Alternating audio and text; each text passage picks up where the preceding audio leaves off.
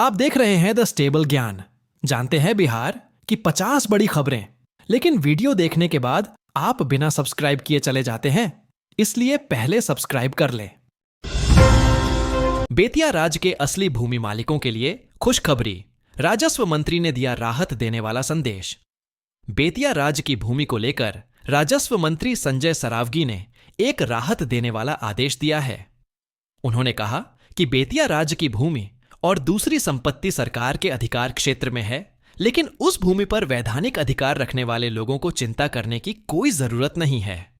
गुरुवार को विधान परिषद में मंत्री संजय सरावगी ने इसको लेकर चर्चा की। पीएम आवास योजना के तहत लगभग 18,000 लोगों का हुआ जियो टैग।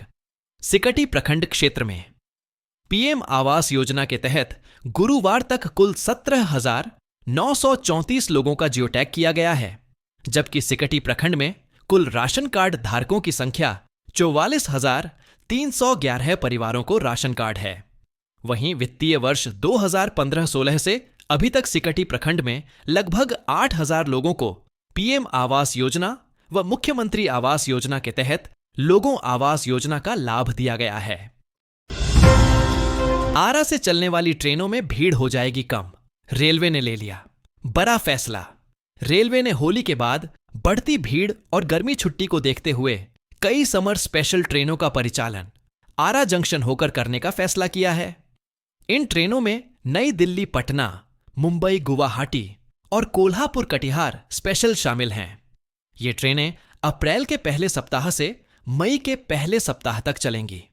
इन ट्रेनों के चलने से टिकट की मारामारी खत्म हो जाएगी। तेजस्वी यादव के साथ कांग्रेस का गठबंधन होता है तो बिहार चुनाव को लेकर रॉबर्ट वाड्रा का बड़ा बयान। बिहार में विधानसभा का चुनाव होने वाला है और गठबंधन को लेकर कांग्रेस महासचिव एवं सांसद प्रियंका गांधी वाड्रा के पति रॉबर्ट वाड्रा ने बड़ा बयान दिया है।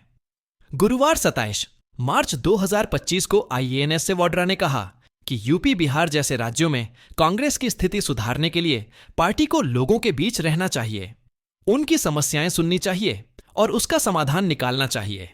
साथ ही जो वादे किए जाते हैं उन्हें पूरे करने चाहिए। महिला मजिस्ट्रेट के बाल खींचे, कपड़े फाड़े, फिर सड़क पर पटका। आरा में दबंगों ने मचाया तांडव। बिहार के आरा में महिला मजिस्ट्रेट सह सीओ पल्लवी गुप्ता के साथ अतिक्रमण हटाते समय दुर्व्यवहार किया गया।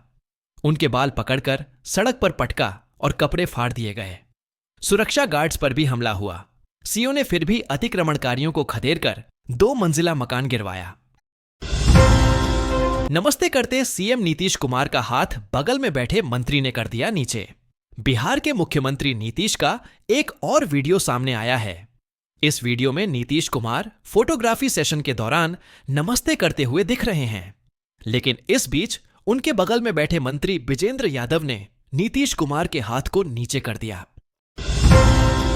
बिहार शिक्षा विभाग के ACS एस सिद्धार्थ की पत्नी को धमकी देने वाला कौन? पटना की साइबर सेल कर रही तलाश। बिहार शिक्षा विभाग के अपर मुख्य सचिव एस सिद्धार्थ ने सोशल मीडिया पर उनकी पत्नी के खिलाफ गलत कमेंट्स करने वाले शख्स पर केस दर्ज कराया है। उन्होंने साइबर थाने में केस दर्ज कराकर उस शख्स पर कार्रवाई की मांग की है। अब पटना की साइबर पुलिस उस शख्स की तलाश कर रही है जिसने इस तरह का कमेंट किया है। वाजपेयी सरकार ने दी थी मंजूरी, मोदी सरकार में होगा काम। सुल्तानगंज से बांका नई रेल लाइन। बिहार के भागलपुर जिले में स्थित सुल्तानगंज से झारखंड के देवघर तक नई रेल लाइन से ट्रेन परिचालन का सपना जल्द पूरा होगा।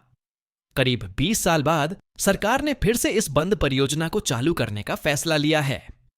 भू अर्जन निदेशालय ने देवघर सुल्तानगंज, बांका सुल्तानगंज नई बड़ी रेल लाइन परियोजना निर्माण के लिए भागलपुर और बांका के समाहर्ता को लंबित भू अर्जन की प्रक्रिया शुरू करने का निर्देश दिया है। मुजफ्फरपुर में पलटी स्कूल बस, मच गई चीख पुकार। मौके पर पुलिस मौजूद। मुजफ्फरपुर जिले के मोतीपुर थाना क्षेत्र में एक स्कूल बस पलट गई। स्कूल बस के पलटते ही बच्चों में चीख पुकार मच गई। कई बच्चे रोने लगे।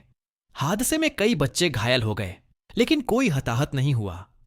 पुलिस मौके पर पहुंचकर जांच में जुटी है। स्थानीय लोगों ने बच्चों को सुरक्षित निकालने में मदद की। कई बच्चों को सुरक्षित भी निकाला गया।